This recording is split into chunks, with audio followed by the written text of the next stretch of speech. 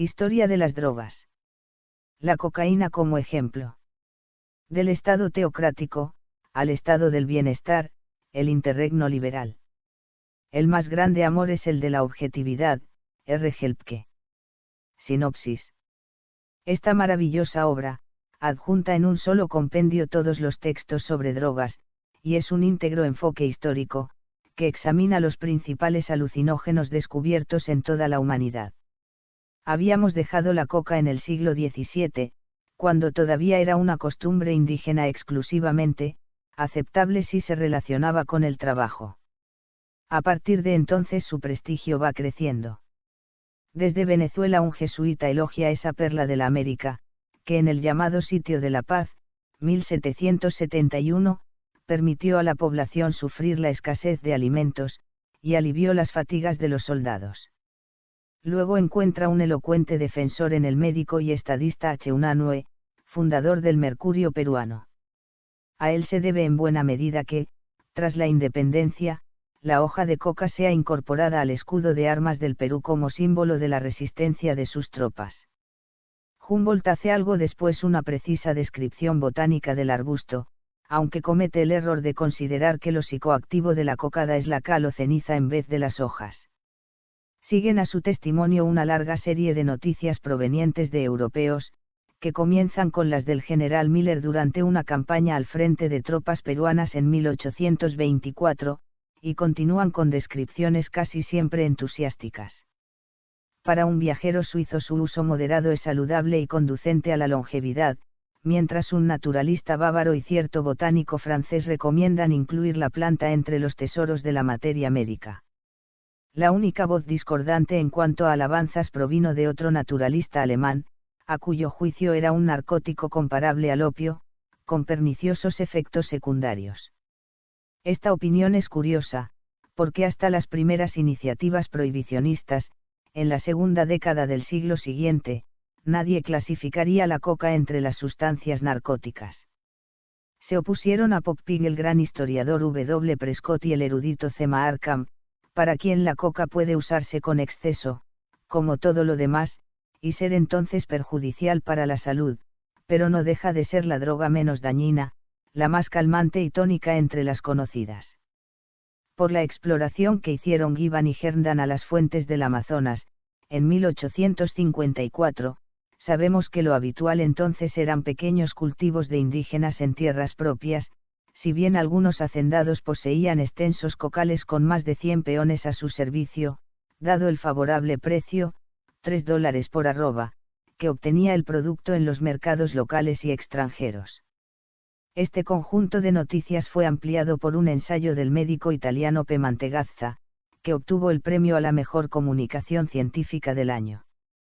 Personaje curioso, con matices paganos, Mantegazza produjo un panegírico extravagante para la sensibilidad actual, aunque muy característico de su época, de la cual nos choca hoy sobre todo que entienda terapéutica toda producción de sensaciones placenteras en las personas. Tras beber una infusión con 10 gramos de hojas, Mantegazza se sintió lo bastante ágil como para saltar sobre su mesa de trabajo, sin romper la lámpara ni tirar los objetos que reposaban allí. Al día siguiente mascó unos 40 gramos de hojas, dosis habitual en los serranos andinos, que le produjeron un estado de extraordinaria exaltación y un pulso muy rápido. Ante un grupo de colegas que presenciaban el experimento, exclamó que Dios era injusto por no permitir al hombre que viviera siempre cocheando, y que preferiría vivir 10 años con coca a 1.000.000 de años sin ella. A su entender, la principal propiedad de la planta era un efecto exaltador, que invoca la potencia del organismo sin dejar signo alguno de debilidad consecuente. No por otra razón el niño y el débil se apoderan ávidamente de las hojas de esta maravillosa planta, y allí encuentran compensación por todos los sufrimientos y penurias. El ensayo causó sensación, poniendo en marcha 2 tipos básicos de investigaciones. Las primeras se mantenían dentro de la coca propiamente dicha o extractos suyos, mientras las segundas se aplicaron a analizar sus principios químicos. Dentro de los primeros logró fama y fortuna sobresalientes el médico Corso Amariani, autor del vino Coca Mariani, favorito de muchas celebridades presididas por el Papa León XIII, que prestó su efigie para la etiqueta y concedió una medalla de oro al inventor, en reconocimiento a la capacidad de esa bebida para apoyar el ascético retiro de su santidad. Los lujosos volúmenes del llamado Alba Mariani, una colección de retratos de próceres con amenas leyendas autógrafas cantando la gloria de la coca en botella, forman hoy una amplia enciclopedia práctica de quién es quién a finales del XIX. Aunque se llevó a la tumba el secreto de su extracto, Mariani insistió siempre en que la diferencia entre coca y cocaína no es la que existe entre cierta sustancia y su concentrado, sino la que hay entre un conjunto de sustancias y una sola. Las propiedades de la coca, decía, se desvirtúan cuando es reducida a ese alcaloide. En resumen, como rasgo común a los comentarios de viajeros, médicos y botánicos se observa una tendencia a no considerar que la planta sea un fármaco, sino más bien algo semejante a un elemento nutritivo. Mantegazza, por ejemplo, habla de alimento para los nervios, y salvo Poppig nadie atribuye a su uso moderado otra cosa que ventajas. El caso es muy semejante al del café, que también se considera artículo de alimentación, mientras la cafeína es tenida por fármaco. Uno de los primeros experimentos con el alcaloide. Un profesor de Göttingen, Hahnemann, aisló en 1859 la cocaína con un procedimiento donde empleaba básicamente alcohol, ácido sulfúrico, bicarbonato sódico y éter. Cierto médico parisino, Che Fauvel, fue uno de los primeros en servirse de la sustancia para diversas finalidades y especialmente problemas de garganta en profesionales del bel canto, pues la consideraba el tensar por excelencia de las cuerdas vocales.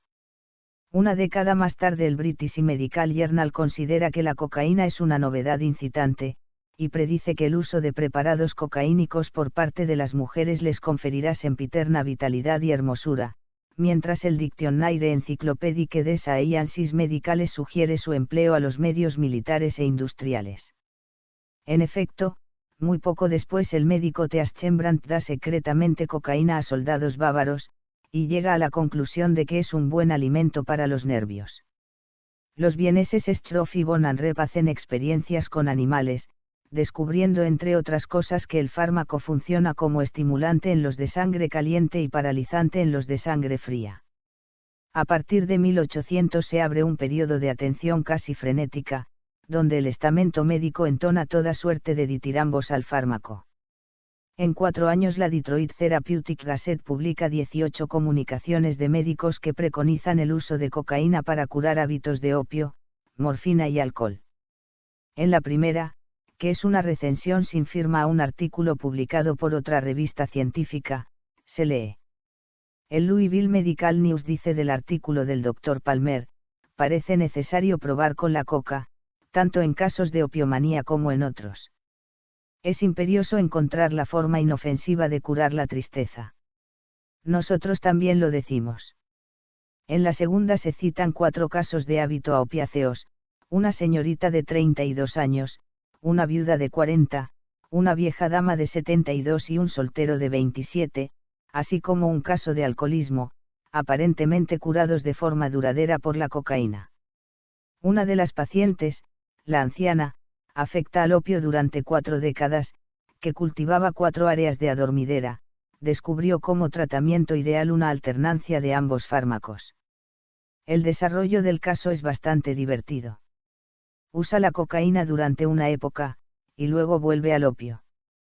A veces pasa 15 días sin probar el opio, tomando coca mientras, y después vuelve a su opio, y va así alternando.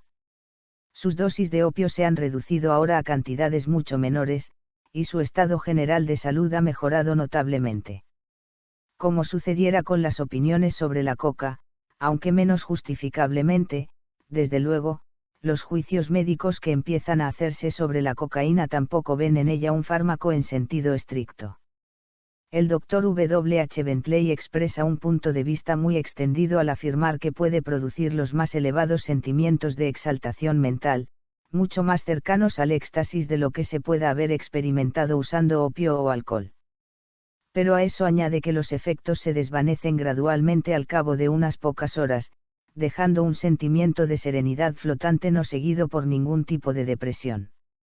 En otras palabras, es efectivamente un remedio inocuo para el abatimiento, una panacea cuyos dones no pasan ningún tipo de factura. 2. La intervención de Freud. Al mismo tiempo, se descubren aplicaciones que multiplican el prestigio del fármaco.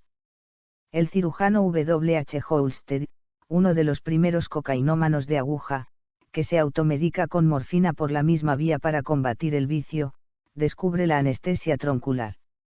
Pocos meses después el vienés Coular descubre la posibilidad de operar la córnea gracias a la cocaína. J. L. Corning, que fue el primero en aplicar anestesia local en lugares distintos, comenta que esa sustancia no solo ha revolucionado la odontología, la oftalmología y la cirugía menor, sino que es lo más eficaz para tratar los estados de agotamiento o irritación del sistema nervioso central. Solo faltaba una obra que proporcionase la necesaria perspectiva de conjunto, erudita y amena a la vez, trabajo asumido por un desconocido ayudante de histología en Viena, S. Freud, que quiere aceptar grandes riesgos, tener grandes esperanzas, trabajar mucho. La monografía Uber-Coca aparece en el verano de 1884, y el interés de su objeto hace que en pocos meses sea traducida, ensalzada, tergiversada y atacada. El efecto consiste en optimismo y una duradera euforia, que no se diferencia de la normal en una persona sana. Se nota un aumento del autocontrol, y también que uno tiene gran vigor y es capaz de trabajar. Por otro lado, si uno se pone a trabajar echa de menos el aumento de fuerza que el alcohol, el té o el café producen. Uno se encuentra sencillamente normal, y pronto le resulta difícil creer que se encuentra bajo los efectos de una droga. Ni una primera dosis ni una serie repetida producen un deseo incontenible de volver a utilizar el estimulante, por el contrario, lo que se siente es cierta aversión inmotivada contra la sustancia. La cocaína es un estimulante mucho más fuerte y menos dañino que el alcohol, cuyo uso solo se ve impedido actualmente por su elevado precio. El mejor efecto se consigue administrando dosis pequeñas pero eficaces, repetidas lo bastante a menudo como para que los efectos se superpongan. Sin entrar en los usos lúdicos del fármaco, Freud considera 6 campos terapéuticos, como estimulante, para trastornos gástricos, para la caquexia, para curar a morfinómanos y alcohólicos, para el tratamiento del asma, como afrodisíaco y en aplicaciones locales. En enero de 1885 publica un segundo artículo, Contribución al conocimiento de los efectos de la cocaína, que algunos consideran el primer estudio de psicofarmacología en sentido moderno, donde no examina los efectos subjetivos sino los objetivos de la droga, medidos con aparatos como un dinamómetro y un neuroamevímetro, que permiten cuantificar la energía muscular y el tiempo de reacción. Un mes más tarde, cuando ya ha sido traducido el Uber-Coca, el ensayo se publica en forma de folleto con una adenda. La única novedad es la opinión, errónea, de que la dosis tóxica de cocaína en los seres humanos es muy elevada, y no parece existir una dosis letal. En el mes de marzo lee ante la Sociedad Psiquiátrica Vienesa un nuevo artículo llamado Sobre el efecto general de la cocaína, donde aboga por un incremento en la experimentación con el fármaco para psicoterapia. La psiquiatría cuenta con una gran abundancia de drogas capaces de reducir la actividad nerviosa de una persona excesivamente estimulada, pero no cuenta con muchos agentes capaces de aumentar la actividad de un sistema nervioso deprimido. De hecho, la cocaína ha sido utilizada desde su descubrimiento contra la histeria, la hipocondría, etc., y abundan las informaciones sobre curas individuales obtenidas gracias a ella, pero debemos decir que todavía ha de probarse el valor de la cocaína para la práctica psiquiátrica. Junto a estas moderadas consideraciones, la conferencia insiste en lo problemático, diciendo que no duda en recomendar la administración del fármaco en inyecciones subcutáneas de 0,03 a 0,05 gramos por dosis, sin temor alguno de aumentarlas, para las curas de supresión de hábito. El quinto y último artículo, Ansia y temor a la cocama, lo escribe para salir al paso de las acusaciones que algunos médicos le hacen como apologeta de una droga peligrosa, cuyo uso mediante inyección está ya haciendo estragos entre los adictos a opiáceos, y llevando a la rápida depauperación de su amigo Fleisel-Marsov, que en vez de curar su hábito a la morfina solo ha logrado inyectarse también, en dosis aterradoramente crecientes, cocaína. Freud no vacila en admitir su error al recomendar ese tipo de tratamiento, aunque se niega a caer en el extremo contrario. El valor de la cocaína para los habituados a la morfina se ha perdido totalmente. La mayoría de los habituados llegaron a la tremenda tolerancia de 1 gramo diario en inyección subcutánea. Pronto se supo que la cocaína utilizada de esa forma es más peligrosa que la morfina. En lugar de un lento marasmo, se produce aquí un deterioro físico y moral rápido, unos estados alucinatorios con agitación similares al delirium tremens, una manía persecutoria crónica y el hábito a cocaína en vez del hábito a morfina. Erlenmeyer, que ahora habla como un cruzado contra el nuevo alcaloide, nos ha dicho que estamos ante el tercer azote de la humanidad, peor incluso que los 2 primeros, alcohol y morfina. Creo que todo esto ha ido demasiado lejos. No resisto a la tentación de hacer un comentario que me viene a la mente y que acabará con el horror al tercer azote de la humanidad, como dice patéticamente Erlenmeyer. Todas las informaciones de adicción a la cocaína y deterioro subsiguientes se refieren a personas que antes eran adictas a la morfina. La cocaína no ha producido más víctimas que esas, y no ha creado ninguna por su propia cuenta. Tengo una amplia experiencia de personas que han utilizado regularmente cocaína durante largos periodos de tiempo, sin haber sido previamente morfinómanos, y yo mismo la he tomado durante algunos meses sin percibir ni experimentar nada parecido al morfinismo ni deseo alguno de usar la cocaína en forma continuada. Por el contrario, lo que se produjo, y con mayor frecuencia de lo que yo hubiera deseado, fue una aversión a la droga, que resultó causa suficiente para dejar de tomarla. Es necesario que los médicos comprendan que la posibilidad de que se produzcan efectos tóxicos no debe impedir la aplicación de la cocaína para producir un fin deseable. Es significativo, por profético, que Freud llame a Erlenmeyer cruzado, con evidente intención irónica. Por lo que respecta al posible influjo de este fármaco en la génesis del psicoanálisis, solo puede asegurarse que los primeros sueños interpretados meticulosamente por Freud acontecen durante el periodo en que más cocaína tomaba, por vía subcutánea tanto como oral, y que el tema del fármaco aparece en el sueño llamado de la inyección de Irma y en el de la monografía botánica. Un artículo relativamente reciente mantiene que la euforia cocaínica contribuyó considerablemente a su teoría de la vida psíquica, tal como las culturas primitivas se sirven de drogas para poner a los individuos en contacto con lo luminoso. Freud habría utilizado la cocaína para entrar en contacto con lo inconsciente. De hecho, dice Bonsiait, desvió a Freud del sendero académico habitualmente seguido en la época para orientarlo hacia investigaciones de una originalidad revolucionaria. 3. La promoción de los laboratorios. Pocas semanas después de publicado el Uber-Coca en Viena, aparece en el Chicago Medical Journal y en el Pharmaceutical Journal de Londres la traducción de un artículo de E. Merck, fundador de los laboratorios de su nombre en Darmstadt, mientras otro miembro de la familia, W. Merck, se encarga de presentar su producto en Alemania. Por intervención de estos laboratorios se publica también en inglés el primer texto de Freud, si bien en forma resumida y curiosamente alterada.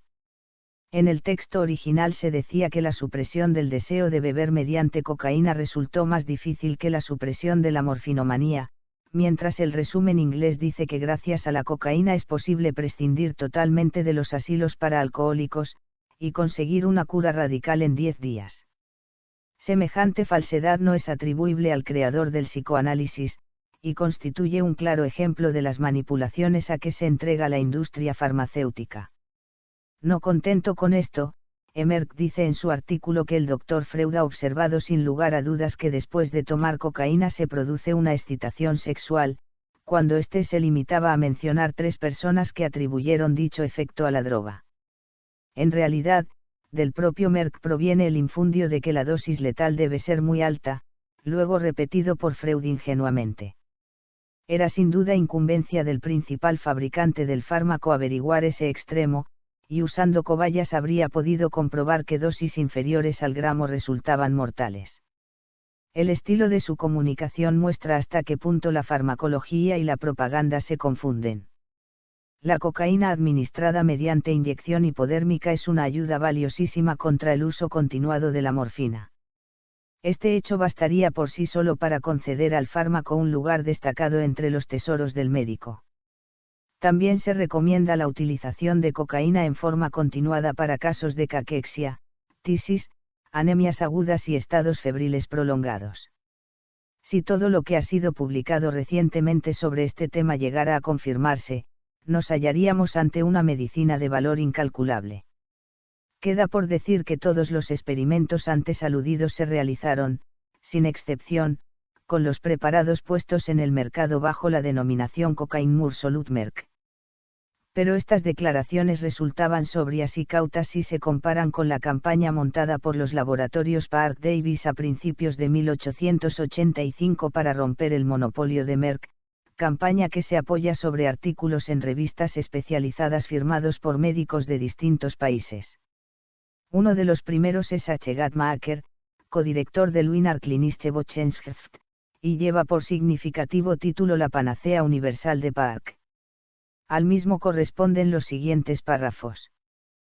Parke Davis y CO. Produce ahora una cocaína que no es igual a los preparados europeos, aunque parece preferible a ellos. Es más soluble, de color completamente blanco, sin el tinte amarillento de los preparados de Merck, y de aromático olor. Todas estas propiedades sugieren que el producto de Parke es más puro. El Dr. Freud, el hombre que redescubrió la planta de la coca, ha declarado, tras examinar el clorhidrato de cocaína fabricado por Parke Davis, puedo declarar que produce exactamente los mismos efectos que el del mismo nombre fabricado por Merck. Esperemos que sea más frecuente la aplicación de los maravillosos efectos de la cocaína en terapéutica general, de los que destacamos la mejoría en el estado de ánimo, el aumento de las facultades físicas y las mentales, así como aumento en la resistencia al esfuerzo. Sería una lástima que tan destacadas propiedades no fuesen explotadas. El folleto publicitario de estos laboratorios, editado en Detroit y Nueva York, detalla que fabrican extracto fluido de coca, vino de coca, coca cordial, cigarros y cigarrillos de coca, inhalador de cocaína, oleato y salicilato de esa sustancia.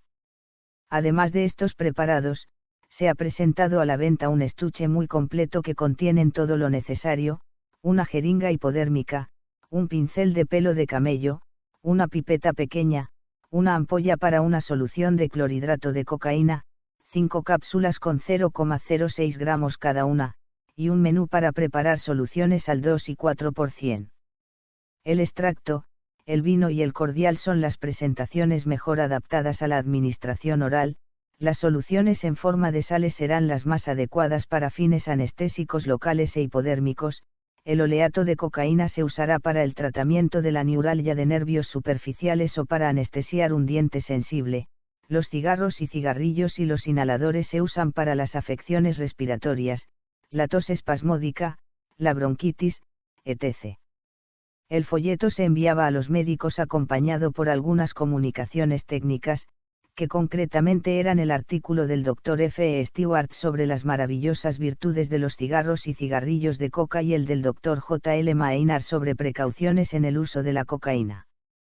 Este segundo constituye un texto realmente curioso, pues si bien comienza mencionando varias experiencias desagradables acontecidas en quirófanos, limitadas a desfallecimientos, palidez y sudor frío, no menciona para nada los peligros de tratar con el fármaco hábitos de opiáceos y alcohol. Al contrario, sigue dentro de la actitud general de considerarlo panacea, y a pesar de su título acaba descartando como irracionales recelos todas las experiencias desagradables, para afirmar que los efectos nocivos se han atribuido a la cocaína de forma tan prematura como injusta. Sin embargo, un año más tarde, el editorial de la misma revista médica americana afirma que ningún método terapéutico ha causado tantas víctimas en tan poco tiempo como el tratamiento por la cocaína. En 1891 el médico J. B. Matasan, que considera la droga tan impar en eficacia como peligrosa, enumera 6 muertes en quirófanos y varios casos de intoxicación aguda, añadiendo que a su juicio al menos 200 personas más habían perdido la vida en dependencias médicas por esta causa antes, aunque el motivo se ocultó. Los fabricantes no farmacéuticos. En el último tercio del siglo XIX y hasta bien entrado el XX florecen en Europa y América bebidas alcohólicas y no alcohólicas aderezadas con cocaína. El American Food Journal refiere que en 1909 había registradas solo en Estados Unidos 69 bebidas con proporciones mayores o menores de cocaína, y bastantes más con extractos de coca. Una de las más populares entre las primeras, que acababa de sustituir la cocaína por cafeína en su composición, había sido la Coca-Cola, de la cual cabe decir unas palabras. El origen del producto fue un boticario de Georgia, J.S. Pemberton, que vendía en su tienda, a título de medicamento, un licor básicamente pensando para el dolor de cabeza y fines tónicos. Registró en 1885 el producto, amparándose bajo la marca French Wine of Coca, Ideal Tonic, con la evidente intención de aprovechar el surco abierto por el vino Coca Mariani, aunque con la inexactitud de indicar en el nombre coca y no cocaína. Un año más tarde, cuando empezaban a alzarse voces pidiendo la ley seca, realizó modificaciones decisivas, suprimiendo el alcohol, añadiendo extracto de nuez de cola, que contiene cafeína, y esencias de agrios para realzar el gusto. Teniendo ya una amplia clientela local, comenzó a anunciar el producto como la bebida de los intelectuales y los abstemios, y en 1885 sustituyó el agua ordinaria por agua gasificada. Acababa de consolidarse la Coca-Cola propiamente dicha, cuyo éxito permitió a su inventor vender la patente en 1891 a otro boticario, a Griggs Candler, fundador de la Coca-Cola Company. Candler tenía una fe absoluta en su brebaje y lo promocionó como remedio soberano y bebida desalterante, con una publicidad jamás vista antes para ningún producto de farmacia, que pronto hizo de la botella y el rótulo algo muy familiar para cualquier americano. También se le ocurrió servir la bebida fría con una espita como las de cerveza, y el soda fountain que manaba Coca-Cola se convirtió en el soporte básico de una institución social como el drugstore americano, transformándolo en establecimiento donde se vendían toda suerte de otras cosas, no menos que lugar de reunión para adolescentes. Como comentan L. Greenspan y J. Bacalar, el soda fountain del drugstore americano, pariente pobre de la estación termal de los ricos, simboliza de alguna manera la fusión de salud y placer, que contrasta con la taberna como lugar de sobriedad donde, sin embargo, se expenden productos capaces de suscitar euforia igualmente. Hace 4 o 5 décadas, era todavía posible encontrar en farmacias americanas alguna botella de la antigua Coca-Cola, de cuya potencia da cuenta el que se conociera. Como tiro en el brazo, shot in the arm. Como consecuencia de la pérdida de prestigio de la cocaína entre las clases medias americanas, ya era identificada como droga típica de la farándula, los decadentes y los negros, la Coca-Cola CO. Sustituyó el fármaco por cafeína en 1909.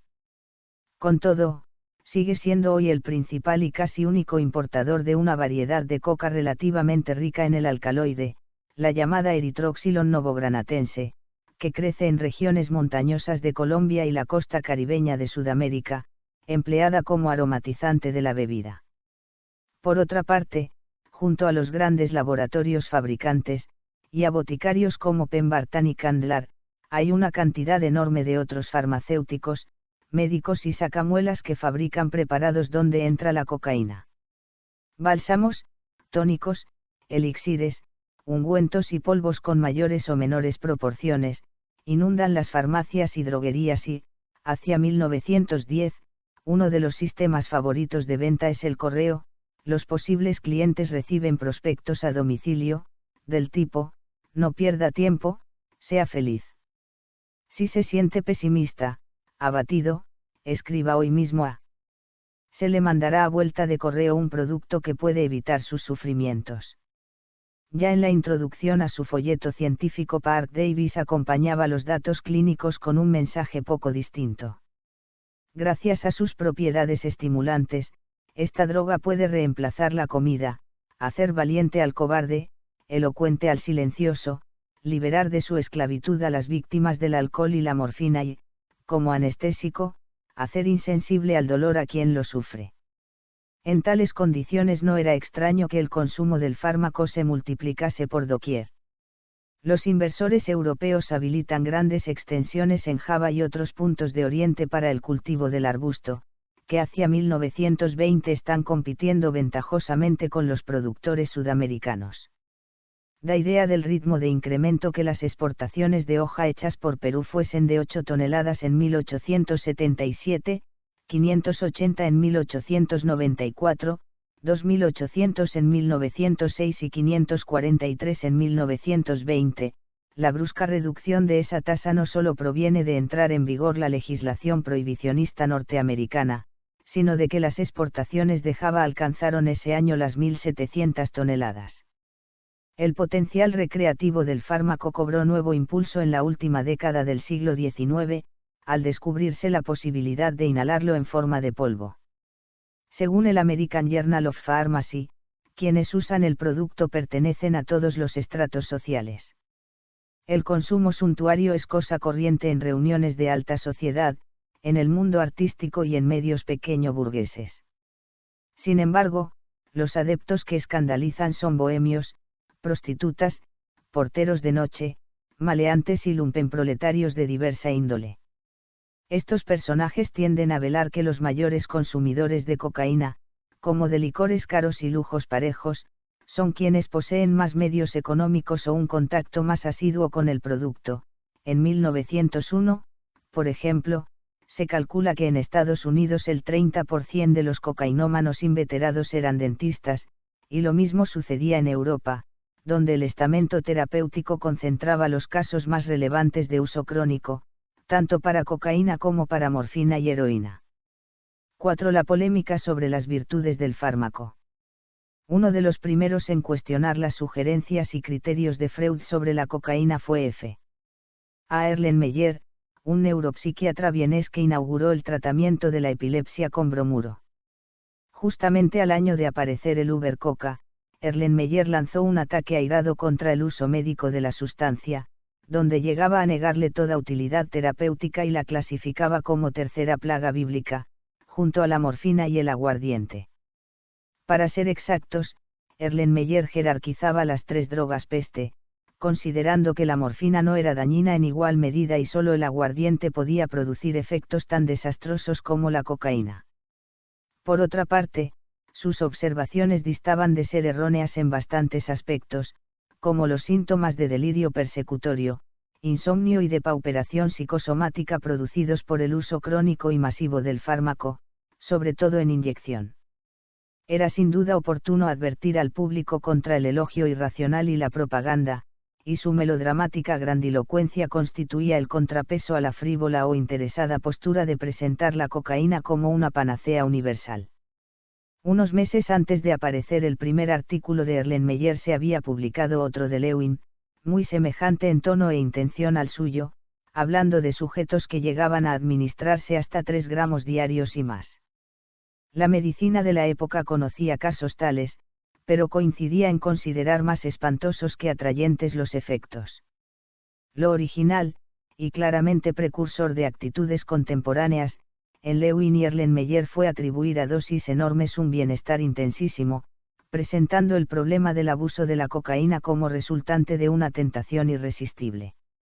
A su juicio, los sujetos empezaban tomando una cantidad moderada de modo esporádico y acababan, casi inevitablemente, administrándose cantidades enormes por razones de puro placer.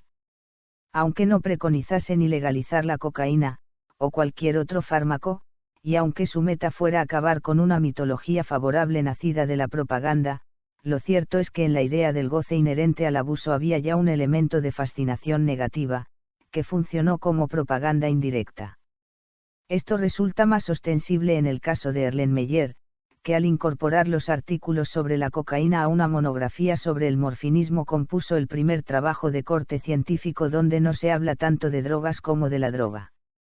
Vimos antes cómo la idea de una tentación irresistible a abusar había sido descartada por Freud desde el concepto de usuario normal, como él mismo y los millones de individuos que disponiendo libremente de la substancia nunca llegaron a convertirse en frenéticos consumidores. juzgar la utilidad y las virtudes de una droga por lo que hicieran con ella ciertos neuróticos, equivalía a juzgar las características del café partiendo de usuarios que beben varios litros después de cada comida. Por consiguiente, la pregunta oportuna era qué porcentaje de usuarios se controlaba satisfactoriamente y qué porcentaje entraba en ordalías de esclavitud y de pauperación. Eso mediría lo tentador de la sustancia en términos estadísticos. Pero nadie se ocupó de investigar semejante cosa, y en lugar de la respuesta se puso en marcha una especie de diálogo de sordos que continúa hasta hoy. Si muchos médicos despreciaban la farmacología, preconizando como panacea una sustancia indudablemente tóxica, otros caían en el extremo opuesto, cargando la farmacología de ética y religión. Estos últimos imputaron al fármaco ser peligroso por delicioso, ser dañino por inmoral, ser mortífero por causar estados dulcísimos y, en definitiva, por sugerir que se puede ingresar en el templo de la felicidad por la puerta del placer. Es dudoso que incluso en la época de mayor inconsciencia los apologetas de la cocaína hicieran tanto por mitificar el uso de dicha droga como esta actitud de resonancias clericales, que si puede disuadir a algunos no deja de impulsar a bastantes otros, obedeciendo al mecanismo que impulsa a comprar un libro condenado por lujurioso, subversivo o blasfemo. En vez de refutar la incongruente versión de la sustancia como panacea, Erlenmeyer y Lewin pretendieron convertirla en pampatógeno, transformando la droga inocua en droga diabólica, con idéntico abuso del concepto farmacológico. Ambos tenían razón en que, comparado con el hábito de la morfina, el de la cocaína provoca más rápidamente una decadencia física y moral. Sin embargo, ninguno exponía la diferencia radical entre estimulantes y calmantes, drogas de energía y drogas de paz. Usando un símil tosco como el motor de explosión y sus combustibles, se diría que los calmantes equivalen a utilizar gasolina mezclada con éter. Tras una fase de rendimiento incrementado, el motor se estropeará antes con esa mezcla, y por ello no ya la cocaína sino todos los excitantes del sistema nervioso central son más insanos, aunque menos tóxicos en términos absolutos, que los sedantes, a igualdad de abuso. Pero de eso a clasificar, como Lewin, la coca entre los calmantes de la vida afectiva, junto a los opiáceos, y a sus verdaderos congéneres, café, té, cat, betel, guaraná, cafeína, etc., entre los excitantes mediaba un salto en el puro vacío, que fue inmediatamente denunciado por otros profesionales. A. El Congreso de la Asociación Neurológica. Al contestar a Erlenmeyer, uno de los principales argumentos de Freud fue remitirse al informe sobre la cocaína de W. A. Hammond, presentado como ponencia ante el Congreso de Neurólogos que se celebró en Nueva York a partir del 2 de noviembre de 1886.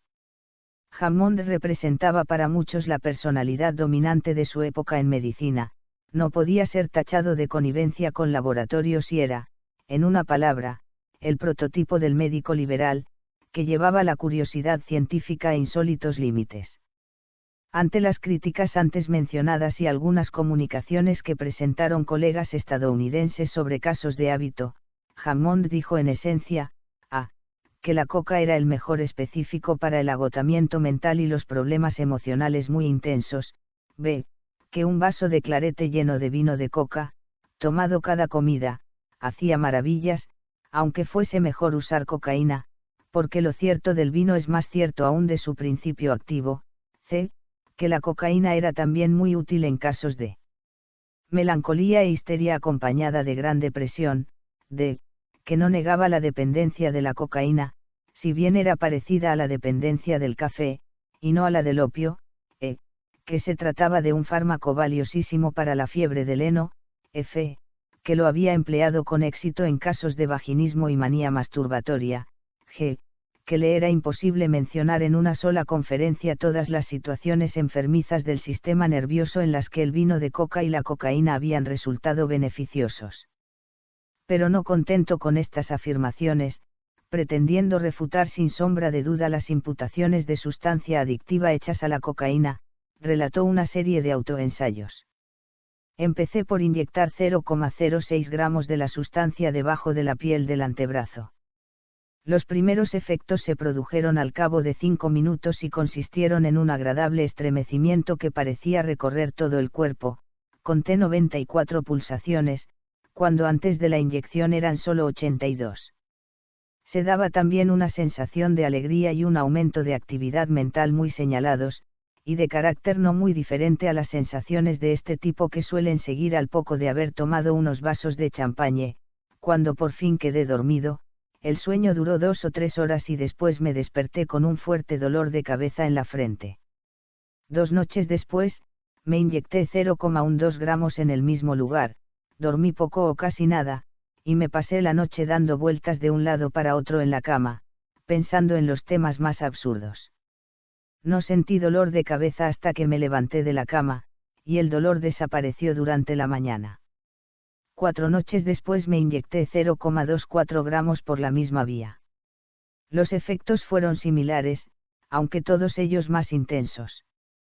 La actividad mental fue enorme, escribí una página tras otra, que repasadas al día siguiente resultaron ser una serie de frases altisonantes. También fueron señaladísimos los trastornos en el funcionamiento del corazón, su irregularidad iba acompañada de desórdenes respiratorios semejantes y por un sentimiento de opresión muy incómodo. En noches sucesivas, tomé cocaína en dosis de 0,48, 0,64 y 0,72 gramos, hasta donde puedo recordar. Cuando tomé 0,72 gramos creo que pronuncié un largo discurso sobre un tema que al día siguiente ya no recordaba. El ritmo y la fuerza del corazón llegaron a ser tan irregulares que sentí aprensión ante un resultado grave.